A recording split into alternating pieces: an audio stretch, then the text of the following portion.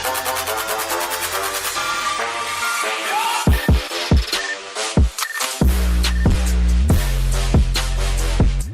दोस्तों, मेरा नाम ज़हीर है। Welcome back to the channel. आज इस वीडियो में हम बात करेंगे how to find undervalued stock.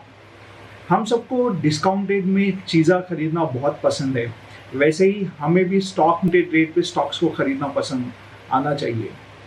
वैसे वॉरेन बफे कहते हैं कौन सा भी स्टॉक रहने दे या शॉक रहने दे, अगर आपको खरीदना है तो उसको डाउनवर्ड प्राइस में खरीदना है, मतलब डिस्काउंटेड प्राइस में खरीदना है। चलिए शुरू करते हैं इस वीडियो को। पहले हम समझते हैं अंडर वैल्यूड स्टॉक है क्या। उससे पहले हमें थोड़ी चीज़ें समझना बहुत ज़्यादा ज़रूरी है। कौन सा भी स्टॉक खरीदने के लिए हमें उसका फंडामेंटल एनालिसिस आना चाहिए, उसके साथ साथ हमें ये भी समझना है वो वैल्यूएशन कितना है वो कंपनी का। I will give in very simple example. The current value of MRF stock is 88,000 and consider the other stock Apollo Tyres. The valuation of that share price is 200, approximately 220 rupees. So if you say the MRF stock valuation is very high, then you are wrong. Then what is the right way to understand the valuation of that stock or a company? There is a very popular calculation we calculate that is called PE ratio. What is PE ratio? Price to earning. इसको भी बहुत ही complicate करके लोग आपके सामने present करते हैं PE ratio. PE ratio को सिंपल तरीके से कैलकुलेट कर कैलकुलेशन है इसका, मतलब आपको 1 रुपी अर्न करना है तो आप कितना इन्वेस्टमेंट कर रहे हो वो 1 रुपी अर्न करने के लिए। अर्न करने के लिए आप जो प्राइस इन्वेस्टमेंट कर रहे हो that is called price for earning. Theoretical मतलब ये है कि price for earning ratio is an ratio of A current price of the company share in relation with the earning per share. तो हम calculate करते हैं कोई कंपनी का वैल्यूएशन समझने के लिए, ठीक है। प्राइस फॉर अर्निंग का सिंपल फॉर्मूला है current market price of the share divided by price of the earning. For example, आप 100 रुपये इन्वेस्टमेंट कर रहे हो, उसका अर्निंग 5 रुपये है, तो उसका आपको प्राइस फॉर अर्निंग रेशियो आपको 20 रुपये हो जाएगा। सो 100 divided by 5, so price for earning ratio is 20। साथ साथ हमें और एक चीज़ भी समझना है कि what is ideal PE ratio, मतलब मार्केट के इकोनॉमी का नॉर्मल पीई रेशियो कितना है।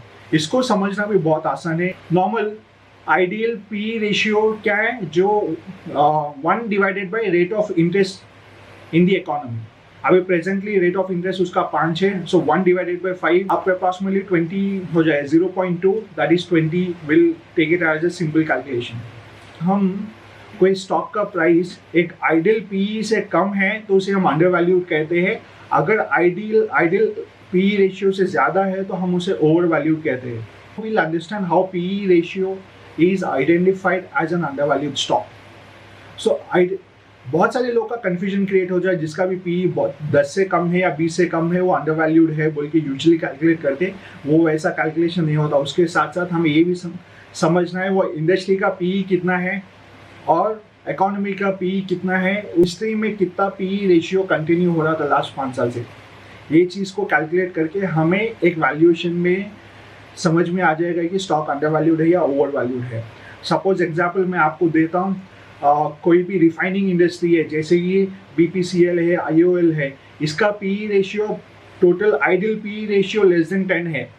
अगर वो कंपनी का वैल्यू अगर 10 के एबो बता रहा है और आप समझ रहे हो 20 के नीचे है, वो अंडर वैल्यूड है, which is again A wrong calculation. तो इंडस्ट्री का P ratio ideal P ratio है 10, सो 10 के नीचे अगर मिल जाएगा वैसे कोई स्टॉक रिफाइनिंग इंडस्ट्री के, वो आपको अंडर वैल्यूड में मिल जाएंगे। Current price should be less than historical PE. 5 साल के अंदर जो भी पीई है, अगर प्रेजेंट प्राइस उससे कम है, फॉर एग्जांपल कोई XYZ कंपनी है, उसका पीई 5 साल से 20 चल रहा था, अभी 16 या 15 है, तो आप उसको कंसिडर कर सकते हो अंडर वैल्यूड। तो मैं आपको स्क्रीन पे लेके जाके समझाऊंगा कैसा हम कैलकुलेट कर सकते हैं बहुत ही सिंपल फॉर्मूले के साथ, और आपको इतना कैलकुलेशन करने की भी ज़रूरत नहीं है। एक छोटी सी स्क्रीनर आप एक वेबसाइट पे आप screener.in पे आप डाल दीजिए, आपको बहुत सारे स्टॉक्स है जो अंडर वैल्यूड है या ओवर वैल्यूड है हमें समझ में आ जाएगा। चलिए चलते हैं स्क्रीन। चलिए अभी आपको मैं बताता हूँ screener.in पे फ्री वेबसाइट है जहाँ पे आप अपना लॉगिन क्रिएट कर सकते हो। इसमें आप आके क्या है आपको कौन से स्टॉक्स चाहिए, जैसे कि मैंने बहुत सारी स्ट्रैटेजीज है स्टॉक्स को सेलेक्ट करने के लिए। कोई ईएमए के नीचे है तो आप स्टॉक्स इसमें फिल्टर कर सकते हो, और इसको आप जो है पी रेशियो के हिसाब से कौन से वैल्यू और ओवर वैल्यूड स्टॉक्स है उसको भी आप फिल्टर कर सकते हो। तो ये स्क्रीनर आप चलाए तो आपको जितने भी स्टॉक्स है उसको फिल्टर आउट करके एक पर्टिकुलर लिस्ट आपको प्रोवाइड कर देता हूँ। तो इसको यूज करना बहुत ही आसान है, तो मैं आप लोगों के लिए बहुत ही इसको आसान कर दिया। यहाँ पे का वैल्यूएशन चेक करना है, कौन सा स्टॉक अंडर वैल्यूड है, कौन सा स्टॉक ओवर वैल्यूड है, आप इसको फिल्टर कर सकते हो। सो अभी आप यहाँ पे देखिए स्क्रीन, यहाँ पे screener.in पे आइए, आप कौन सा भी आप अपना लॉगिन फ्री ऑफ कॉस्ट में लॉगिन आप करके स्क्रीन्स पे आइए। स्क्रीन्स पे आने के बाद आपको यहाँ पे शो ऑल स्क्रीनर्स बोल के रहेगा। तो यहाँ पे बहुत सारे लोगों के स्क्रीनर्स यहाँ पे है, मतलब थोड़े बुल कार्टर्स के, ग्रोथ पर्सपेक्टिव के स्टॉक्स है, थोड़े आपको हाई डिविडेंड यील्ड का भी एक फिल्टर है। यहाँ पे देखिए बहुत सारे फिल्टर्स हैं यहाँ पे, बहुत सारे लोग पब्लिक डोमेन में इसको फिल्टर्स क्रिएट करके यहाँ पे आपके सामने प्रेजेंट करें। सो मैंने भी यहाँ पे आपको अंडर वैल्यूड स्टॉक कैसे सेलेक्ट करना है यहाँ पे एक स्क्रीनर यहाँ पे बनाया, फिल्टर आउट करा। आपको सिर्फ यहाँ पे आके अंडर वैल्यूड स्टॉक बाय ट्रेडेबल्स बोल के आप क्लिक यहाँ पे टाइप करिए, सर्च करिए। सर्च करने के बाद यहाँ पे देखिए अंडर वैल्यूड स्टॉक बाय ट्रेडेबल्स बोल के आएगा, आप इसके ऊपर क्लिक करिए। यहाँ पे आने के बाद मैं थोड़े फिल्टर्स यहाँ पे मेंशन करा, तो मैं आपको ये फिल्टर्स को डिटेली समझाऊंगा कौन से फिल्टर्स मैं यहाँ पे मेंशन करा। फॉर एग्जांपल देखिए यहाँ पे मैं मेंशन करा प्राइस टू अर्निंग पी जो है हिस्टोरिकल पी ऑफ 5 years का स्टॉक के डिटेल्स चाहिए मुझे। मतलब ये देखिए 5 साल का हिस्टोरिकल पी का लिस्ट यहाँ पे मिल गया। यहाँ पे आपको ऑलमोस्ट 652 स्टॉक्स मिले which is impossible to trade. इसको और ज्यादा फिल्टर आउट करने के लिए मैं क्या मेंशन करा, यहाँ price for earning industry PE के साथ फिल्टर आउट चाहिए मुझे। यहाँ पे आप आइए, अभी आपको 491 स्टॉक्स है यहाँ पे, ये भी बहुत ज्यादा है। इसमें क्या लिखा, मैं आपका हिस्टोरिकल 5 साल का पीई का डेटा चाहिए मुझे, प्लस इंडस्ट्री का पीई चाहिए।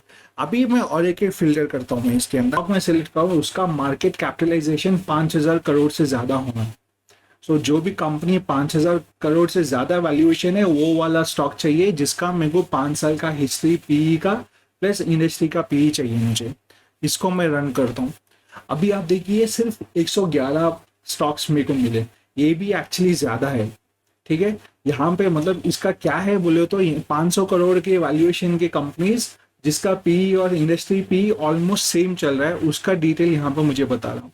अभी और एक फिल्टर मुझे इसके अंदर डालना है, वो है प्राइस फॉर अर्निंग और हिस्टोरिकल पी उसका लेस देन 0.5% रहा।